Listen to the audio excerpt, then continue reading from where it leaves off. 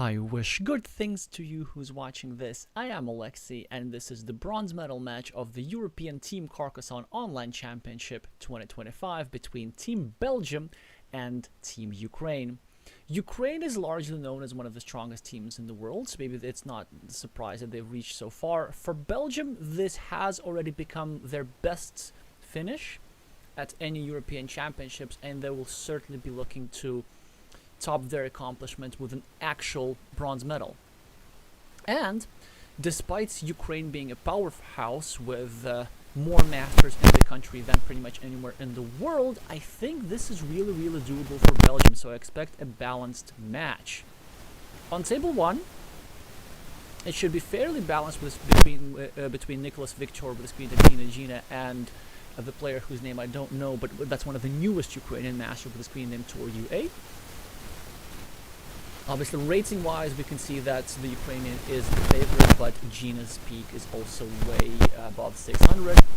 On table 2, and this is the feature table, it's going to be an absolute feast for the eyes. One of the two Belgian masters, the chess author and fellow YouTuber and reigning national champion, Rasmus Sotten with a screen name Craft Giraffe, is going to face the second highest rated player in the country, Maxim Baziluk, who also participated at the 2023 World Championship.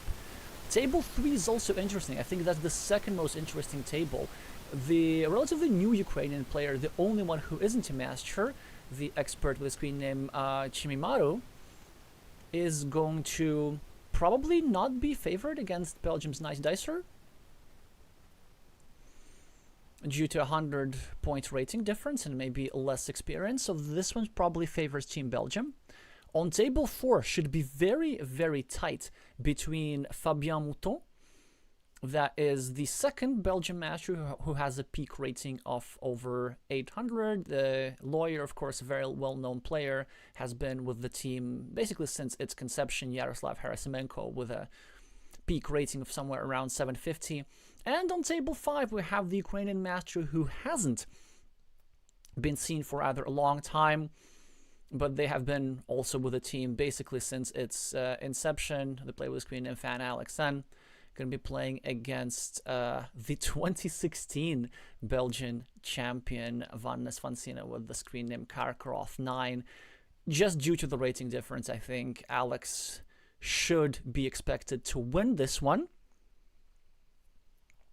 So then really the main decisive events are going to be on tables 2 and 4, if you ask me. And I chose table 2 simply because I know that Craft Giraffe plays a little bit slower compared to Lawyer. Not sure about Fabian. Fabian's speed, I think, is sometimes medium, and the slower the players, the more we have time to dive into the details and discuss the position at hand properly. So they're starting in 1 minute. Yeah, an interesting fact about Team Belgium, actually, because we don't see many of the usuals on the lineups. For example, the usual captain, Nico Vellemans, is not here simply because many Belgian players, I think half of the Belgian teams, they have other commitments. Namely, there's some sort of an important like board game tournaments going on in Belgium in person at the moment. It's the final of a rather large national league. So this is a lineup made out of players.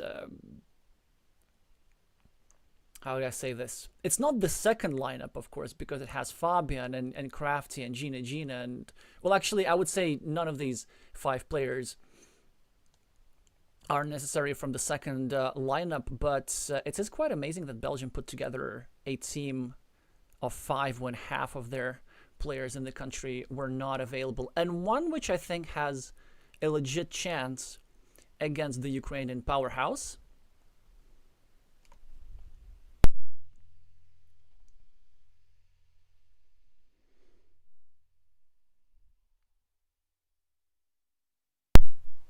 Thank you, Craft Giraffe, for letting me know about the static noise. Yeah, here's some brief stats on the players as well. Craft Giraffe with 5,000 games of experience, Baziluk with 8,000, both really high win percentages. So this one should be fun, and I'm just gonna refresh the page and jump into the game. But yeah, somebody confirm that the static noise is gone. Unfortunately, lately it has been like more of an issue. It's always that before the stream everything is fine, and it's very, very easy to fix typically, but on my end it's virtually never possible to detect. So Baziluk with the red meeple is the starting player. Craft Giraffe with green gets the first monastery and the 4 points, a couple moves before, but his monastery is now going to be obstructed by this here city. Only 2 tiles now fit into this square. Not an ideal situation for the play with the green meeples, but what he can try and do, he can try and go here and then here and try and block this here city, so that not only his monastery but also his opponent's city is in peril. Baziluk now takes 2 points at the top, disrupting the loop road. By the way, also another move that Craft Giraffe could have done is maybe gone here, but those were all of course legit choices. A new city for Crafty. Then this here square becomes slightly vulnerable for red. I don't think it's much of a problem for them. Kind of a normal move like this is to be expected. But now we're going to see an interesting stylistic decision from Crafty. Now, the normal strongest move here is to just go here, take 2 points, add the city cap to your city indirectly, and then make this here red square vulnerable a lot, because the quadruple city tile, the quadruple roads tile rather, has already been drawn. And also, if we can even partially restrict this here square, this means that the platform for blocking this here square will not be created, and Crafty finds his best move. There were some other options available, but this is by far the strongest. Now Baziluk tries to build up his city, and it's already turning into a significant threat. We're probably going to see some sort of triple city tile, of which there's 6 remaining, then a Dorito tile, of which there are 8 remaining, and then any Dorito or splitter tile over here. And so then green will need to do something about that. But for now, he just chooses to try and create a blocking threat unsuccessfully, but that's okay. Red defends. Green still has the option to attack this square, but maybe not right now. Green probably needs to continue his city, and yes, that's a very smart decision, not continuing directly, not giving back the attacking platform, but instead going for this here pattern with a triple city and potentially a Dorito. And also this road is now nicely protected. There are some lines, how a curve in a straight line can go here. Oh, thank you for confirming again about the static noise. Yeah, sorry about that. Let me just change that.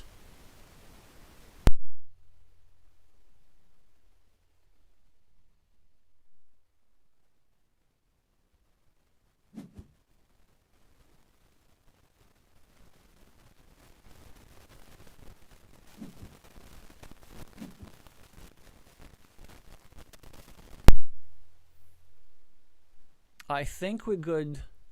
We should be good for now. Do let me know if there are any future issues. So Crafty does continue his city. Baziluk is trying to attack it, of course. This move from the Ukrainian, I don't necessarily agree. I mean, it looks actually pretty strong. It looks very strong because it's trying to like mess with the square a little bit, right? But ideally, we want to be creating threats soon. So if I were red, I would have probably placed this here tile here straight away, not waiting for a triple city, and just force Crafty to react real quick. Well, let's see what Crafty does with this monastery. Maybe going over here and meeple it for 4 points makes some sense.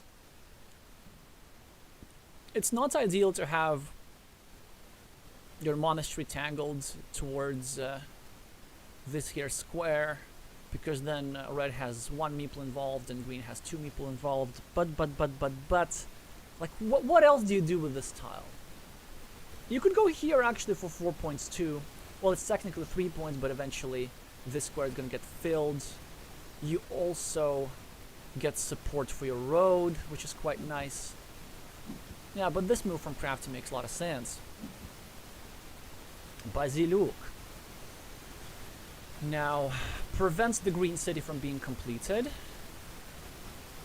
but it also diverts resources, right? So this tile he would have loved to put over here for potential 4 points and then trying to finish up the city like this, but now it was used for him to avert this here threat. Crafty is now being exceptionally aggressive, if I may say, with this here road meeple, but apparently it totally works.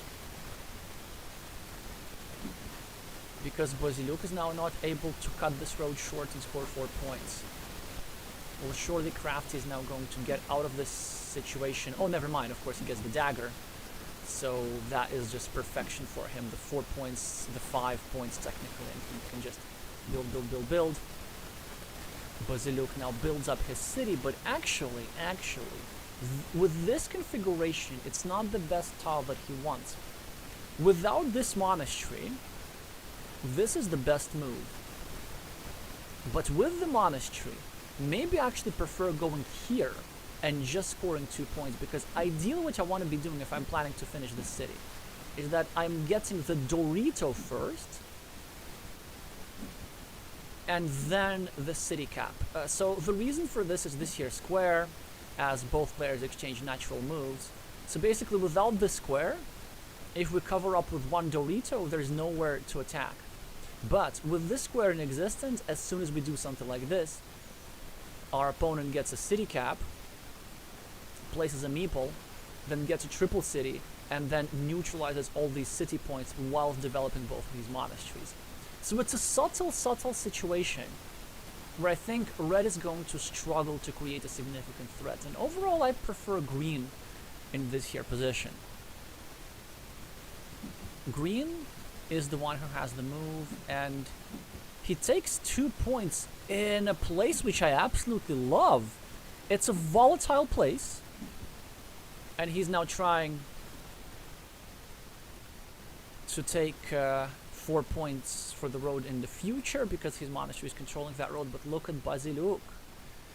That move, which I was apprehensive about, actually is going to pay out nice dividends.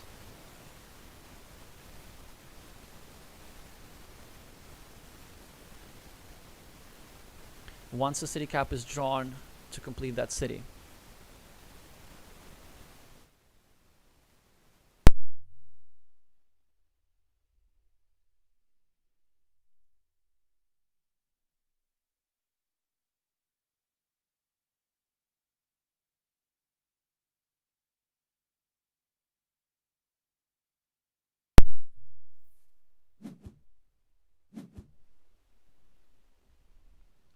Craft Giraffe is still thinking.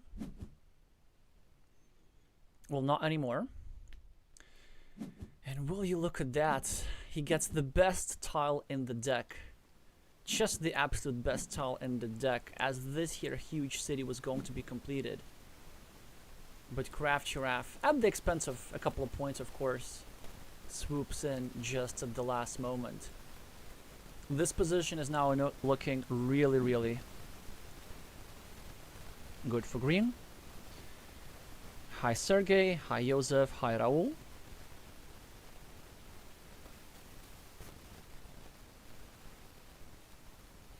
Basiluk now used his cow tile to break the city of Crafty. And Craft Giraffe probably shouldn't really be afraid to just go here. Like, this here monastery doesn't really get blocked very often, with 2 starting tiles still remaining. And it also protects this here city a little bit. Yeah, and he goes for it, and rightfully so. There's really not that much that Basiluk can do about this. Let's say if he... Oh, he goes for the field. Yeah, sure, that makes actually even more sense, perhaps. That makes a lot of sense. So, Crafty averts a disaster, finishes the shared city. He doesn't bother defending this here city, just because this here connection was so urgent. 15 points extra for green. Still 2 meeples to play with. This guy can come back. This monastery is likely to get finished. This city is likely to get blocked, but with the scoreboard difference, green is not likely to care too much. And now we're going to find out how much green cares about his meeple. If he doesn't care about it at all, he just goes here, which I think is the best move. Just normal stuff. Build an 8-pointer. Sacrifice this here green guy. And be happy.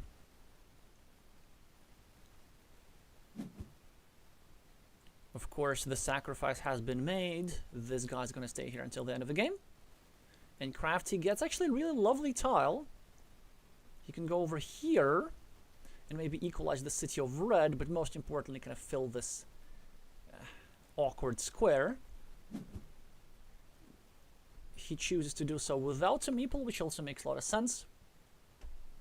And this creates a lot of issues for Baziluk. Now, he craves this 5-point road, but he doesn't want to take it because this would also give a meeple back to Crafty. But now Crafty's going to take it. I mean, he's going to go here for sure.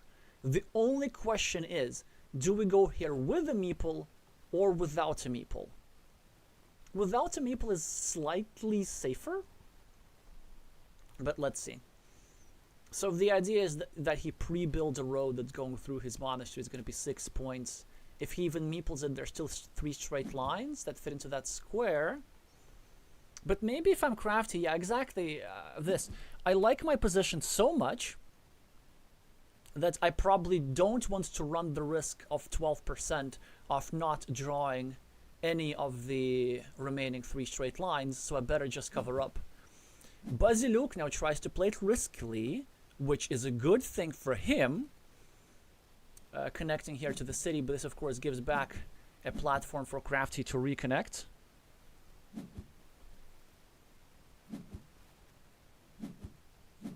So let's see if he proves successful. Crafty gets the first straight line, gets 9 points for the monastery, 6 points for the road. Complete undivided field control. This looks quite grim for Baziluk, who I think errs a little bit in this here position. Even though that threat is really, really dangerous, we can't really spend time on doing stuff like this, I believe. I think going for the 7-point monastery was a little bit better. On the other hand, taking away 2 critical tiles from your opponents is a pretty good idea. So the 2 critical tiles that don't fit here anymore are the road Doritos, right? So now Craft Giraffe has actually only 1 field Dorito that fits over here, and of course one of these shieldless cows. A splitter is also possible to bail out, but I think if Crafty gets a splitter, he ain't gonna bother to go there. Baziluk tries fighting for the farm, drops a farmer, and soon is gonna drop another one. Crafty gets a meeple back. Hi Pichan gets himself a monastery and meeples it, and also indirectly continues his long road. This actually could work very well, but Crafty, with the last cow tile, is surely gonna go here and create the threat of completing a 26-point city. So Baziluk has no choice but to attack, and now Crafty could have a splitter in hand, but he doesn't.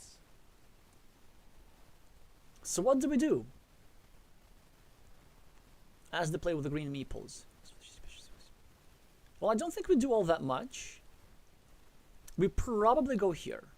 We probably want to pressure this here square a little bit. Not just for the sake of obstruction our opponent's monastery and our opponent's road, but also to make the field a little bit smaller. Had we not gone there, there were some ideas of Red going here, dropping a farmer, then getting another curve, and then trying to go all the way around like this. Now it's not possible. Red is trying to prepare himself for drawing a splitter. The idea, of course, is getting a splitter, dropping a farmer. Yeah, so Red realizes that he just wants to have big setups. Crafty with the monastery takes 6 points. As tempting as it would have been to place it over here and hope for a splitter, Crafty doesn't really need a splitter in order to win. He just needs something bad to not happen. Now the city is completely equalized as the last regular Dorito has been drawn by Basiluk. Crafty could in theory go here to get himself an extra monastery points and try to get this meeple back, but I don't see why he would need that necessarily. So probably the best move for the Belgian is to actually go here and permanently block this here guy, because there are no triple cities remaining.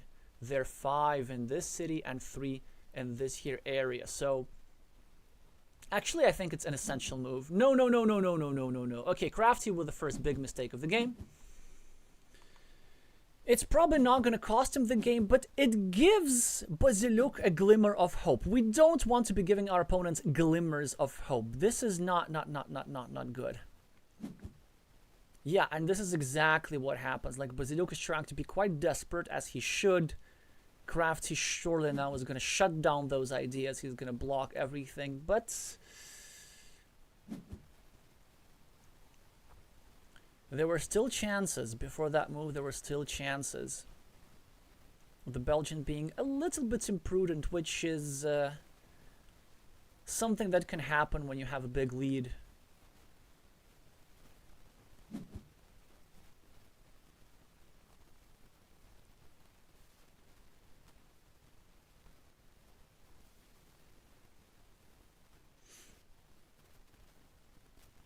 Whilst Basiluk is thinking where to place this curve, Craft Giraffe has almost finished his monastery. Yeah, the restriction's very nice. Doesn't allow Crafty to finish the monastery, but then it doesn't give any points to Basiluk either. Just a necessity that had to be done. I presume that the Belgian is going to develop his field a little bit.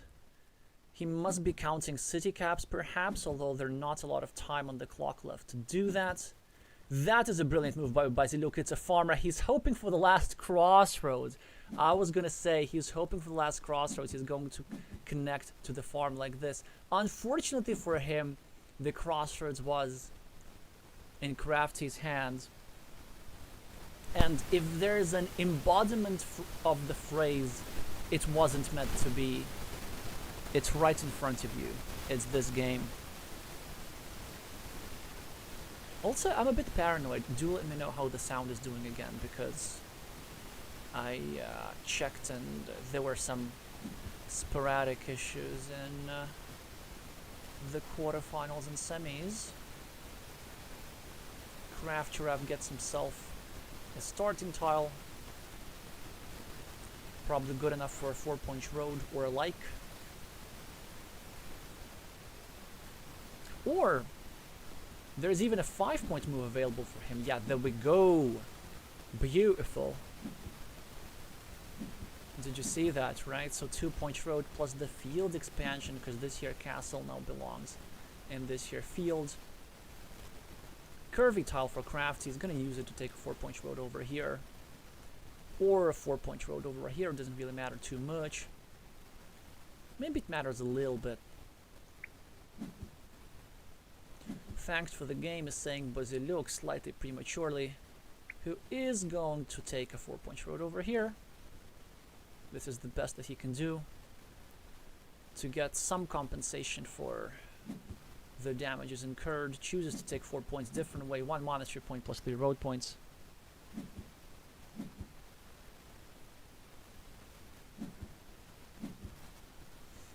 In the meantime, Fabian has won against Yaroslav on table 4, if I remember the numberings correctly.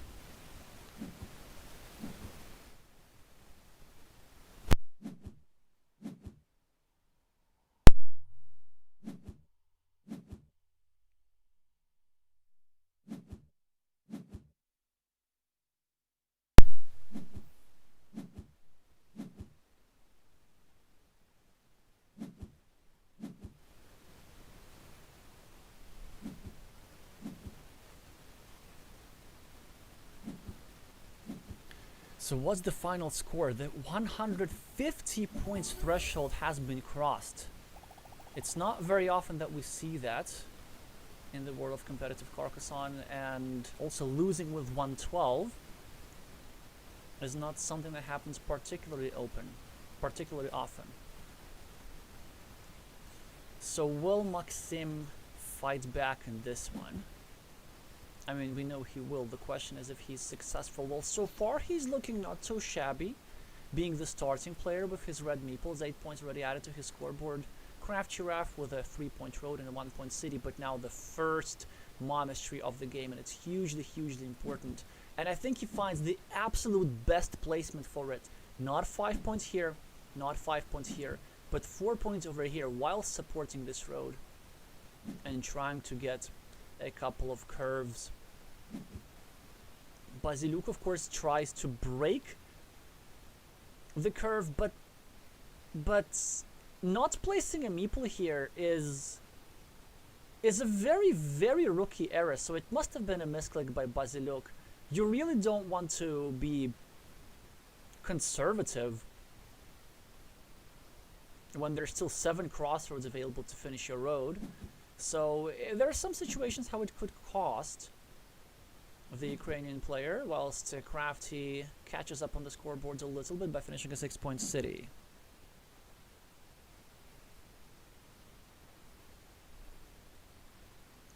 Hi, Wildschwein.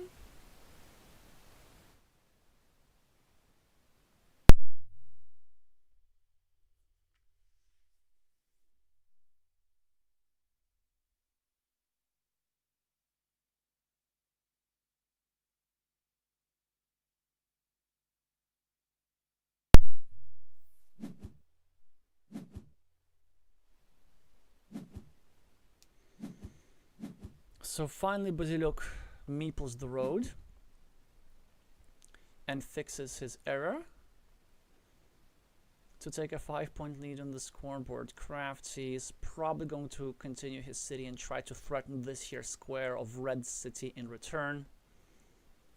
I don't really see anything particularly stronger, just continue with his plan. No. It's not that bad, but I think he's being a little bit too scared, and now he's going to have to go over here. Yes, exactly. He's now has to try not to lose his meeple. He's gonna lose maybe one of them, but not many of them. The most likely outcome for this situation is a curve drawn and then another curve drawn. Although, you know what, if Basiluk gets a straight line, this could get quite annoying for Raf. He's going to have 2 meeples blocked toward the 50-50. He is now continuing his city, trying to turn it into a threat, which I absolutely agree with. Basiluk now taking quick points again and obstructing the city even further. Crafty with a clunky horse tile, and yet it is still good enough to go over here. But will the Belgian master realize that? He could also go over here, just trying to prevent the city from being immediately completed, but I think it's not concrete enough.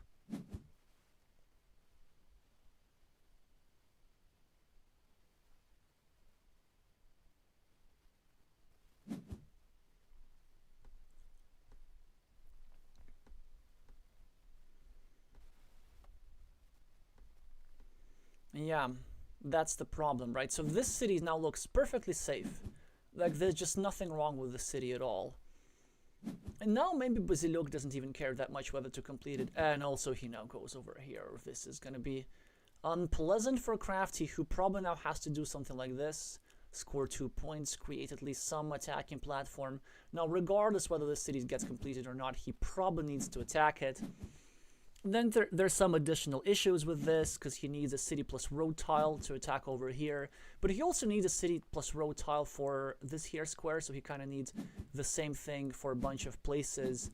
This is honestly like a borderline genius move from Basiluk. This is really, really nice. Trying to disrupt that road a little bit and pre-build a longer road, just as Crafty was going to make the life of his road meeple a little bit better. His 2 meeples get restricted toward the 50-50, and now, unless Green gets the last remaining road monastery for this here square soon enough, he's probably going to suffer in this game. We're roughly even on points. but the meeple advantage is going to hurt him so much.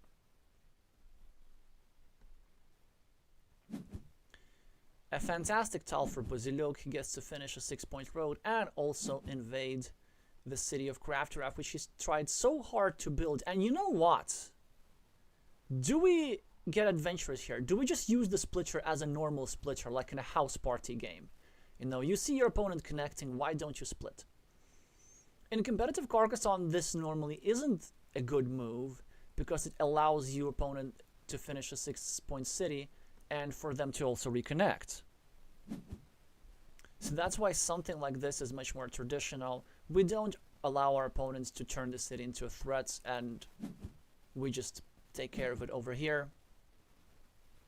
6-point farmer for Baziluk is probably going to turn into a 9-point farmer if Crafty finishes this city.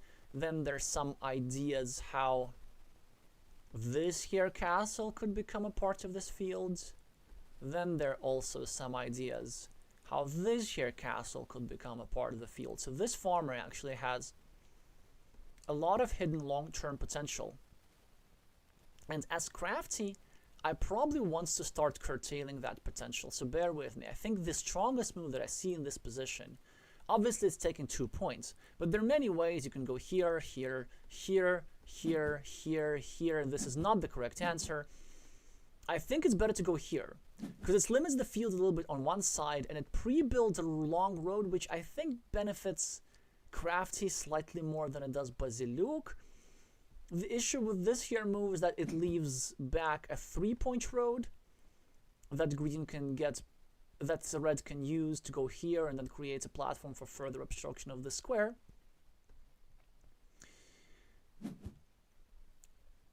A red obstructs green city, but green gets a monastery for 5 points whilst continuing his own monastery. You know what? If green keeps drawing monasteries like this, maybe he can even survive not drawing this tile at all, but this move has to be so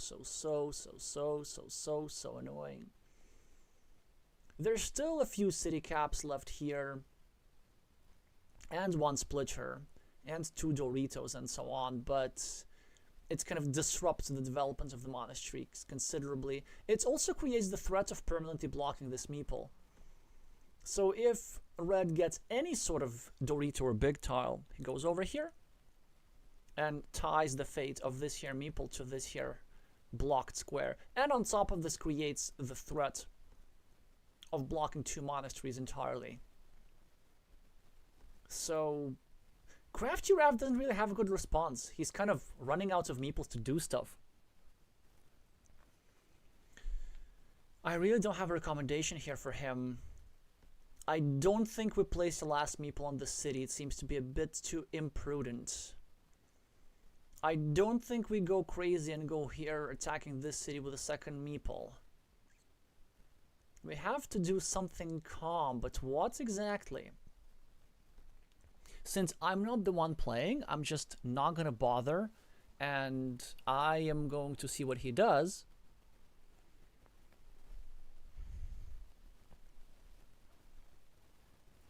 And in the meantime, I'm gonna need from you another paranoid confirmation about the sound quality at this exact moment.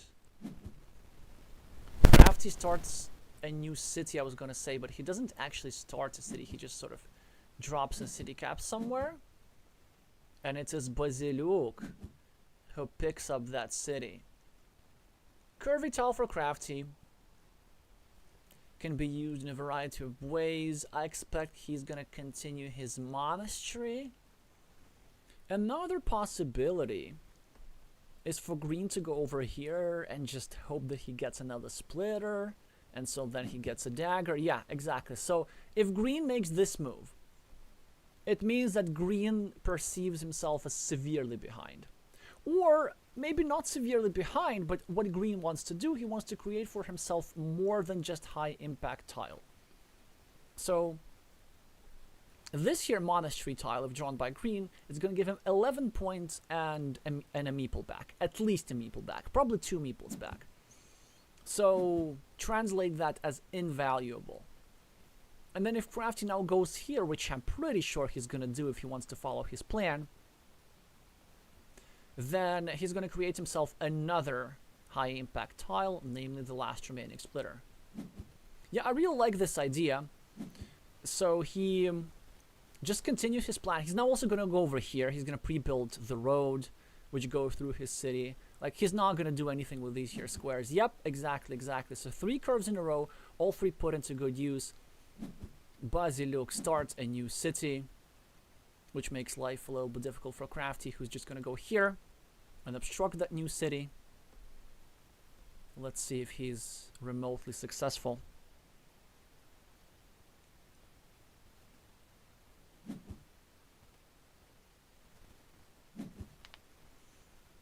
Poor Crafty gets one of his meeples blocked, although it gets tied to the road of Basiluk. Fortunately for green, he gets himself the magic consolidation tile with 2 points for the monastery and of course a chance to draw some fantastic options over here. Crafty now with a tile that could give him 4 points, or the connection to the city. I'm not sure which one's better. We definitely don't go over here. We don't give our opponent a meeple back, ever. In a situation like this. Chooses to play it simpler a little bit. Basiluk finishes an 8-point city, putting himself further on the scoreboard. And even starts one more field, which was maybe a little bit unnecessary. Actually, no, it was completely necessary. Because his idea is that he wants to create another field going like this. And then like this all the way out here. Crafty takes 2 points next to his monastery. Basiluk takes 7 points for his field. Oh, this is a fantastic tile for Crafty. He gets a meeple back, and he needs to drop a farmer as well, but does he know this? I really think he needs to drop a farmer here, and he's thinking about it, and the reason I think he needs to drop a farmer is because when the road monastery is drawn, and this is really what he wants, he has to bet on the road monastery, then this here field is going to be super big, so it's actually super helpful to have a green meeple here. Also, there's some alternative routes for green to connect to the field. So I'ma say just do it. And you know,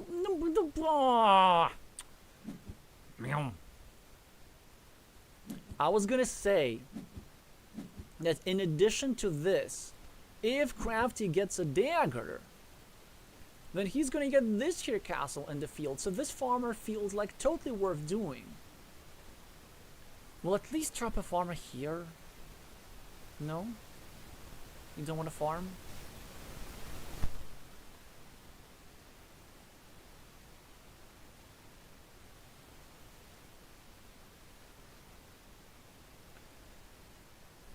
He doesn't want to farm.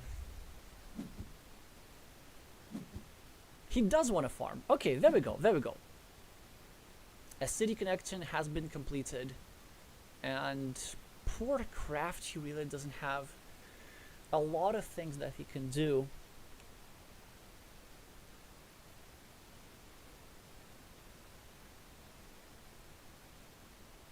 He can start a new city, I guess, at the top and try and score 6 points.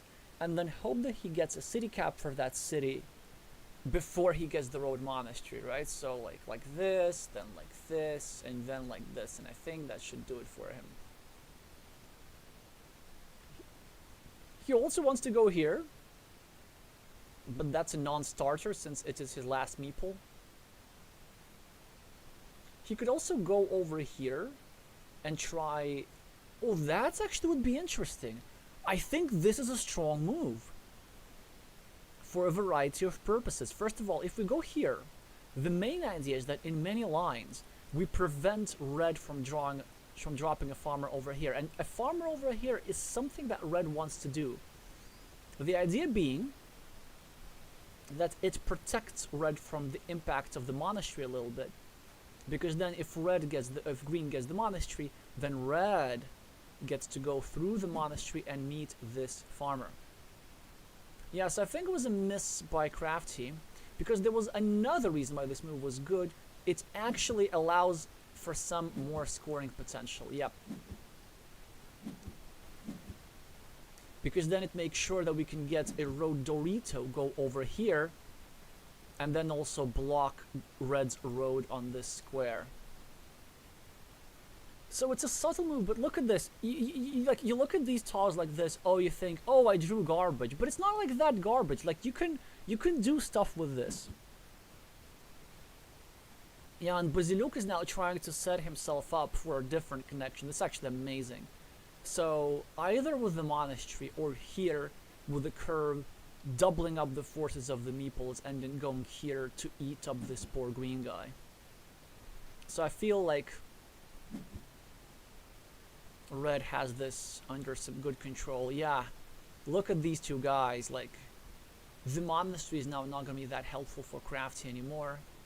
By the way, again, Crafty could have used this tile over here had he managed to set up the field defense slash the city pre-block, but he's not going to be able to do this, so he's not going to be able to earn 4 more points. So these little things, they add up. So what do we even do? I mean, we are in dire straits, so why don't we just count up the crossroads, 1, 2, 3, 4, 5, 6, 7, 8, and then we decide not to do what I was going to suggest, and that was going on this 7-point road and hoping for a road end. It's a little bit difficult to get a road end when the road end doesn't exist. Maybe we can think of some blocking ideas. Maybe we can go here, I don't know. Maybe we can go here and try set up an invasion to the ruin. Yeah, he goes for a blocking idea. It doesn't work. Baziluk is now going to connect the fields, which totally eat up all the farm. And it's just very difficult to play without people, so 1 minute and 15 seconds remaining. Even if Crafty draws his monastery on the next tile, it's not gonna work. Evening in.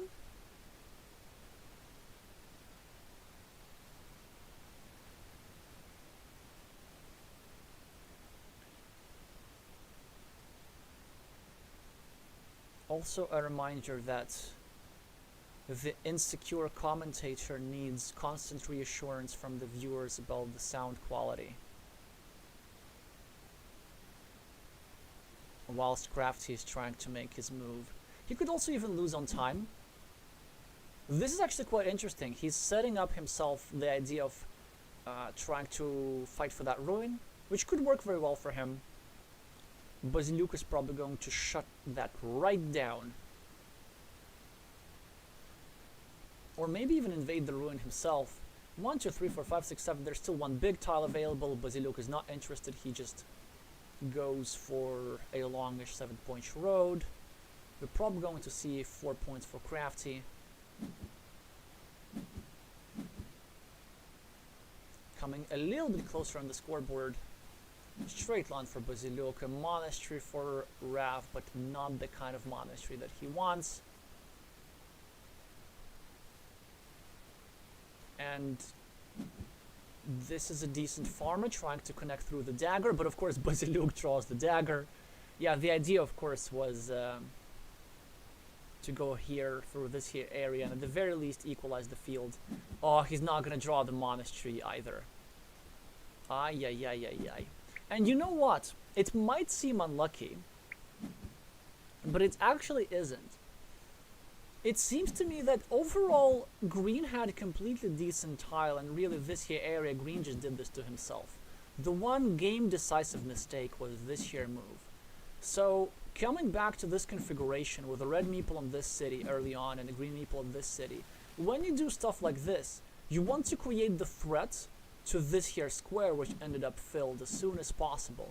So had he done that, then even if his monastery gets blocked, then he can complete the city, block in return, and then sort of have a playable position. This here move is a little bit paranoid, and it looks like it's sort of kind of saving that road, but it really isn't. And as a result, those monasteries were trying to get blocked. As a result, those monasteries, those meeples on the monastery and road got blocked. So 1 for Crafty, 1 for Baziluk. let's see if Raf manages to pull himself together and deliver a win for Belgium here. Ooh, thank you for sending through the scores. Obviously you can see them on the screen, but I can't. So apparently we have a lot of deciders. A decider here, a decider on Fan Alex versus Karkarov, a decider on Lawyer versus Fabian. And here we already have a tied game. Baziluk is going to be a starting player with 4 points for the city, and Raf responds before in return. An imprecision from Baziluk, starting the city in not the best place. The canonical move is to actually to go here, and the idea is that we leave our opponents with as few tiles as possible to try and obstruct that city. And case in point, Raf now has the perfect response of starting a city like this and then trying to do bad things to this square. Now, fantastic road for 4 points has been left for Raf. He'll be more than happy to pick that up. Baziluk continues his city, so does Raf. Another city tile, this time actually really concerning for our Belgian fans, because a 10-point city is waiting to happen and there is no quick way to obstruct this. This city is not going to become a threat anytime soon. This is a good move here from Green, just don't meeple anything, well done. Red can't really do much about this here threat. He creates a counter threat instead. And now as Raf, what do? Do you make your natural move, which is going over here, possibly with a farmer, possibly without? Or do you do this? And this is actually quite interesting, and maybe that is actually good. So both players trade meeples essentially. There are now only 2 tiles that left for this square, and only 2 tiles that left for this square. But on top of this, this meeple is a little bit frozen, because as soon as red does something to this here city, then Crafty Raf is going to get a blocking platform, but not now, since Baziluk just immediately draws the tile that he wants. And this is the worst outcome for Crafty Raf. Like, so he sacrificed a road end and the safety of his meeple and got nothing out of it anyway.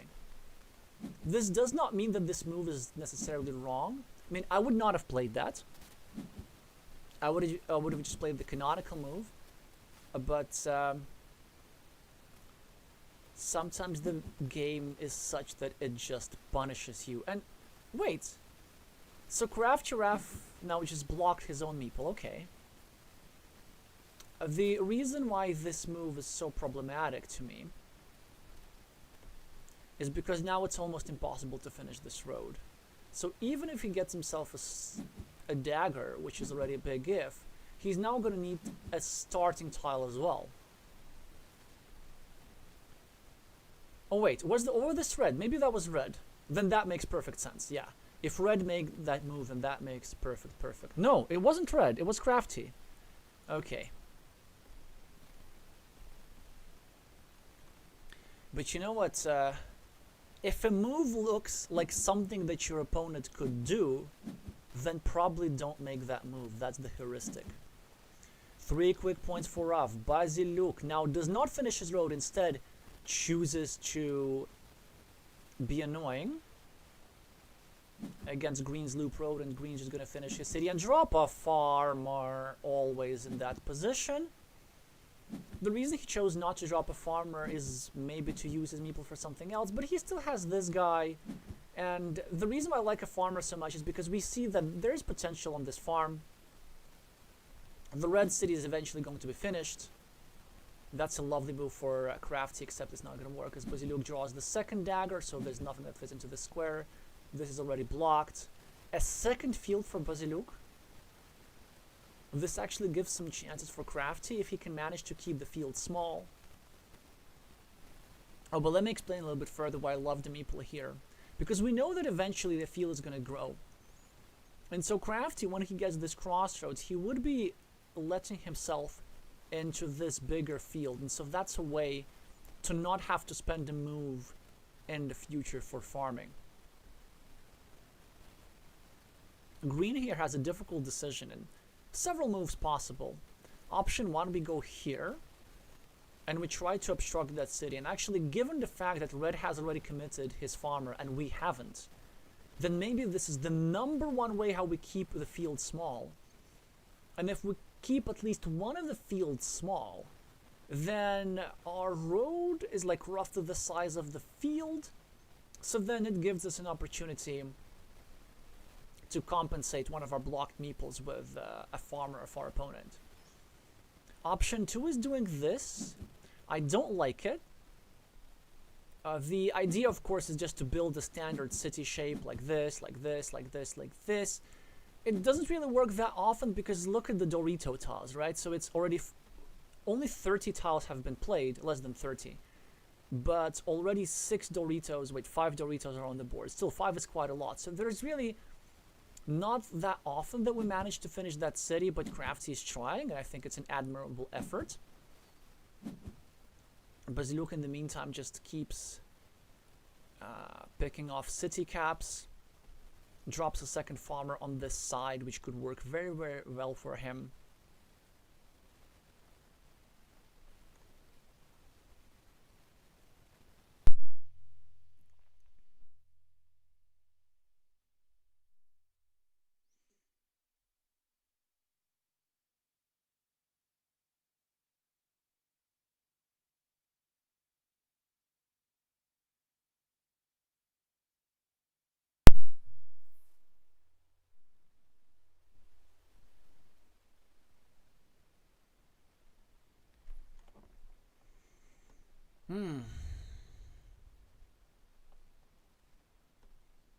What is Crafty gonna do? Something like this seems reasonable. Yeah, that's also the problem that he had. He can't really obstruct that city without obstructing his own. And I think if you're green, you really just want to double down on your initial plan and finish the city.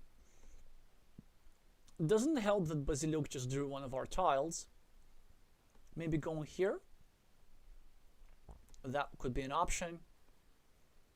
Just trying to run away from potential invasion platform. This looks like a game which Basiliuk wins most of the time. Well, this is quite interesting. I don't quite think it works very often, but I will stand corrected once Basiliuk goes here and makes it virtually impossible to finish that city, right? Because if Basiliuk goes here, there's no splitter, there's no extender. I mean, there's just 4 triple cities and then 2 daggers. Like, it's possible, but it's very hard. And this is exactly what happens. But a dagger for Crafty. However, it's not obvious whether he needs to go here and try to finish the city at the top, or here instead. I would have probably... Actually, I don't know what I would do. I'm really happy that I don't have to play this and I don't have to think about this. Although, you know what? Now that I see this tile, Crafty must be kicking himself. Because he could have gone over here with this tile. On the other hand, there's still one of these daggers available, so he might want to go here later. If he draws it, then here, then here, then here. So what do we do now? Maybe something like this, just score the points. But then I hate leaving an empty city cap in our opponent's field. So maybe score fewer points like this. Also making the field of red a little bit less. A crazy option, but not a stupid one, is to go here and try to set up a 7-point road which only you can claim. Instead, he goes for the high scoring move initially, realizing that he needs to catch up.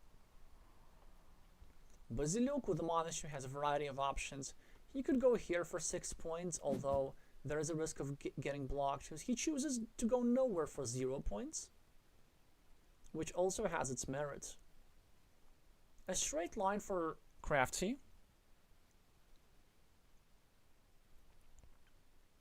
is probably going to be placed over here. There's no way how we're going here and exposing an attacking platform against our city, which is sort of our main win condition here. It's only part of our win condition. We need to get that city and then some. Yeah, and this is a nice long road, creating some attacking platforms against this square. I think it should be nice.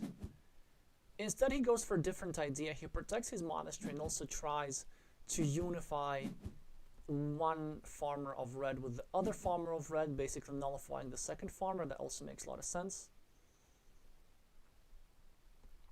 Quick points are going to be scored over here.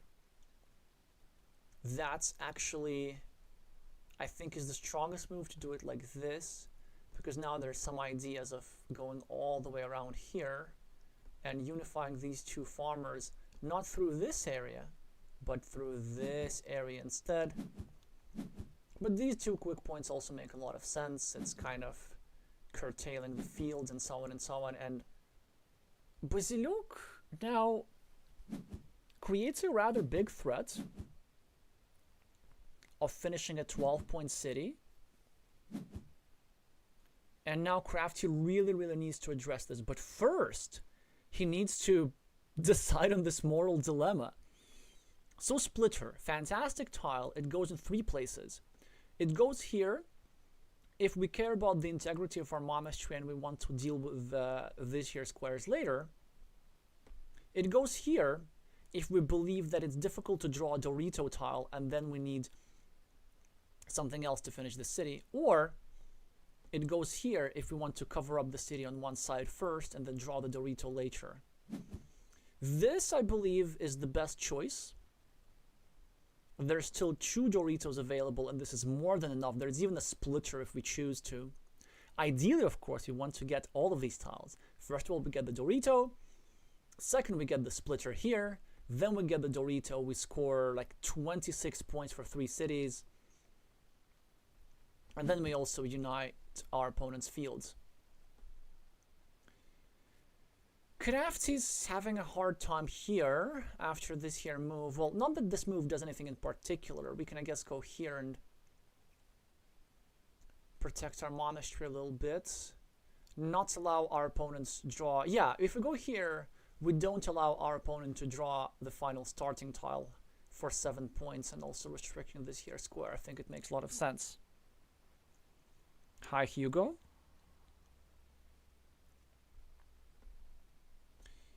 Yeah, it looks like Belgium is in a very good position in this match, by the way, because I get updates in the chat. You can obviously see them on the screen. Hi, Gina, congratulations on winning your duel.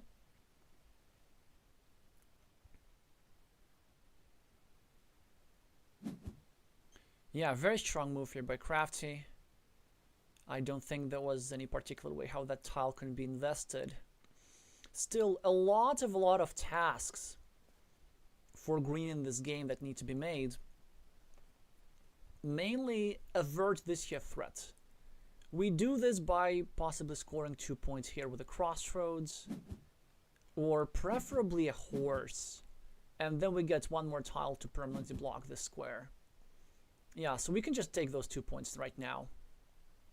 This is probably the strongest what we can do. And then, even if Basiluk defends, he will be decreasing the number of tiles that fit into this square. That's a solid decision here by Crafty. Only -4 on the scoreboard. Basiluk, though, with one of the best tiles, still allowing himself to have a 75% chance. Well, Crafty now surely has to complete his city, right? I think he might be thinking about something else. He might be thinking of going here first, and then getting like city cap, triple city, scoring 16 points here, then getting a Dorito later. But I think this here move is better first, just to get our meeple back. Maybe Crafty should not have spent 30 seconds on it, but nothing is going to matter about this. So Basiluk, with an excellent counter threat and a farmer to rub it in, takes a 10-point lead and a farming lead. 4 versus 0 farming lead in a variety of locations. And like, what do we even do with this? Well, I know what we do with this. We count the straight lines and we notice that there are 2 of those remaining. This allows us to go here, drop a farmer, get a straight line, connect to the main field, drop a farmer over here, get the last remaining crossroads, connect to this field, and I guess win ourselves 12 points with a lot of effort. Not going to be enough in all likelihood, but it is Raf's last duel of the championship, so we might as well give it a go.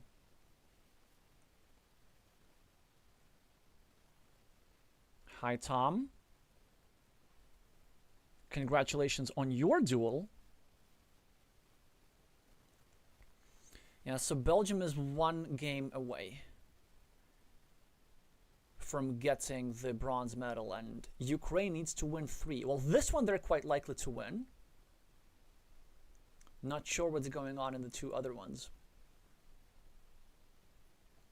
I know that Raf must be quite worried because he probably does not know the result on the other tables.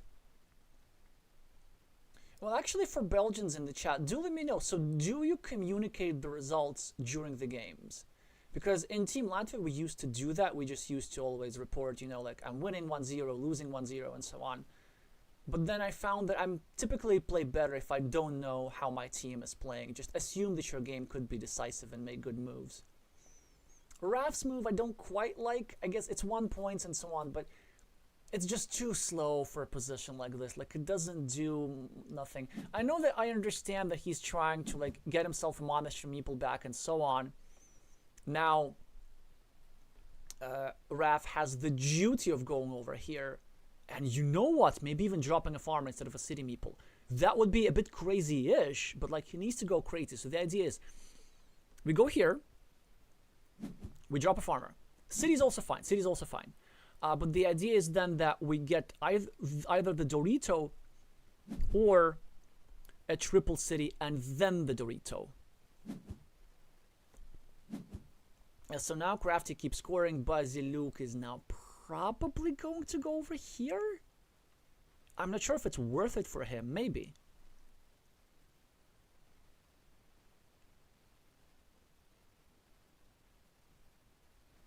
Okay, so no chat during matches is nice dicer, so this means that Crafty does not know the outcome of the other duels. Speaking of which,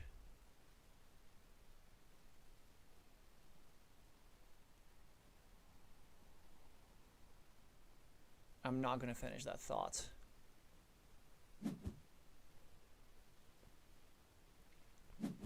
Well, finally, Crafty gets himself a meeple back. Yeah, and I think his idea is to actually not attack the fields at all.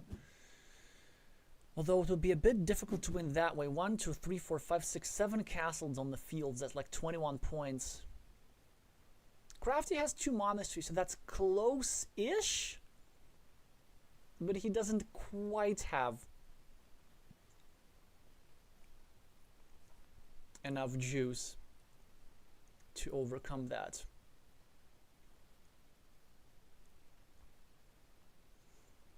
Maxim could just take a 5-point ruin. I don't think that's the worst idea. He could also go here and just block any potential entry squares into the field. Not that it matters that much. Okay, so Fan Alex and won against Karkarov 2-1. So Ukraine is still in it. And you know what? I think I want to open... Which table are we talking about? I think I want to open Lawyer versus Fabien Mouton because the Craft Giraffe is likely to lose. So, the medal could be decided right here.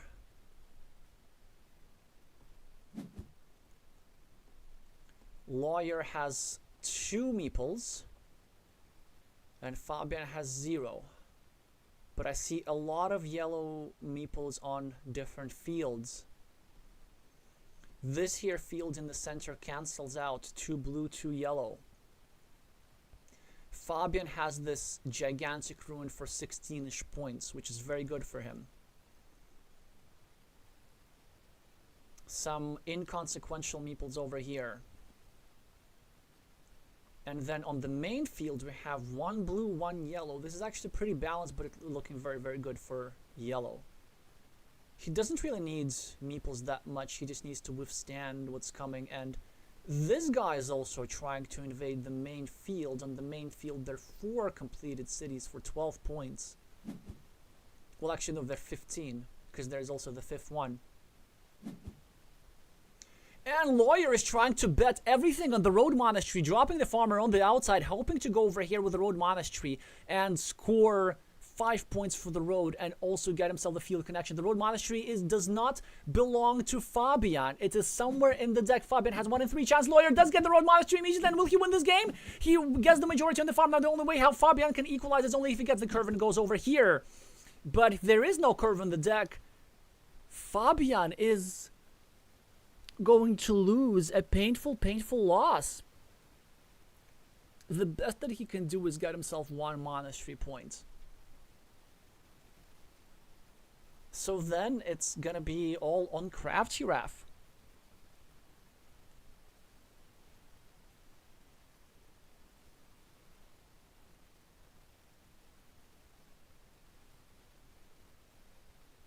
I believe 20 points were, yes, 20 points were scored. No, 21 points were scored by Lawyer, right, in the last move.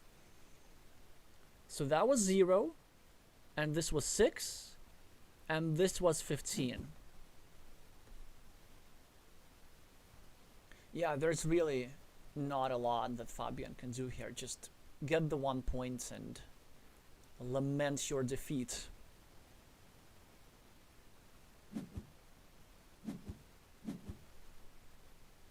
In the meantime, the other match is also approaching its conclusion.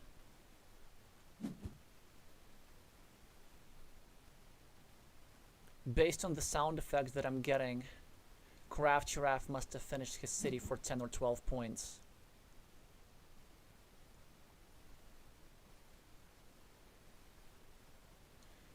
I think what Fabian is thinking about, he's trying to be precise, he's trying to calculate out the last tile, and he's just trying to decide, can he even afford to get himself this 1 point next to the monastery? Because the thing is, if he goes here or here, he drops 2 city caps in the field of his opponent, and his opponent who score either 7 or even as many as 10 points if there is a city cap remaining in the deck. But we know for sure that Lawyer has won this game of like 4, 5 points, 3 points, something like this. So let's go back to Crafty where he's playing his last move. He has a lot of stuff going on the scoreboard. He did not finish his city, but he did finish his monastery. And oh, this is tragic! Basiliuk got away with 2 separate fields. The fields were never united. This is just criminal. This guy scores 12, and this guy scores 12. So, Red got 24 points for a location where there are only 5 cities.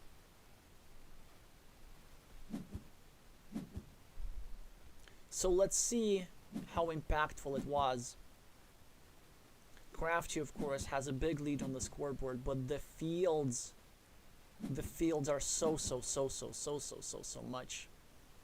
9 at the top, 12 at the medium side, and also 12 at the bottom. And 98-85, Basiliuk gets the 2nd point for Ukraine. So we're just making for Fabian to make a move and make it official. This technically is going to be a decider.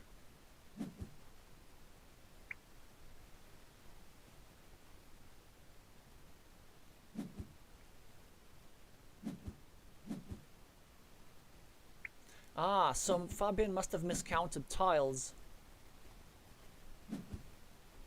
Yeah, well, that's a bit unfortunate because Lawyer being a bit rude here, actually.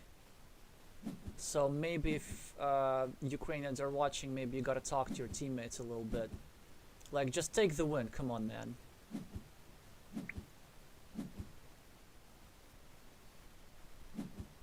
And this is the correct response. Yeah, like, this is just, yeah, so basically if you're new to Carcassonne, just like, don't do this sort of behavior in the chat. We're still gonna congratulate the team for getting the bronze medals. Yeah, look at this. So the 8 points extra. And actually, yeah, the thing is, I'm not sure exactly when the chat message was, but I think it was even like slightly before that move was made, so it kind of was effective. Because I see what happened, that Fabian miscounted. Because he thought that there was a city cap remaining, so he didn't go over here. So he went over here instead of just adding points to his monastery.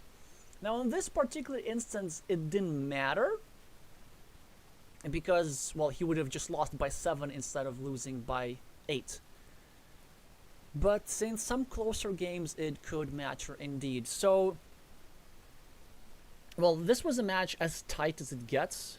Several deciders. Belgium almost had it, but then Ukraine won 3 games in a row. Basilio came back against Crafty. And Lawyer here managing to sneak into the field like this.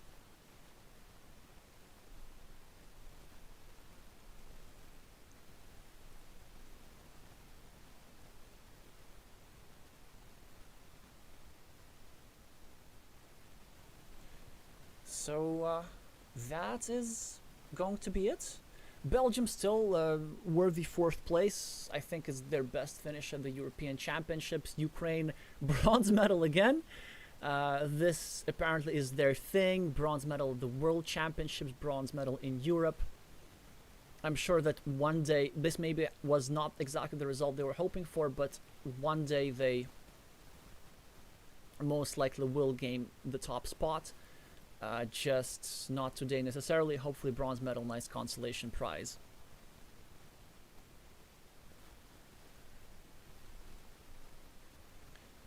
So that's gonna be it. I don't know. Like this video if you like this video. There are gonna be not many broadcasts in the next week because the real World Championships is next weekend, and I'm traveling there and I'm playing, preparing very hard. I will drop the link to the World Championship live stream on Spielezentrum channel.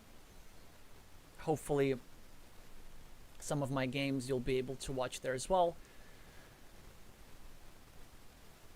And after that, probably the next piece of content on my channel in around 2 weeks from now. Thank you all so much for watching, and I'm gonna see you soon.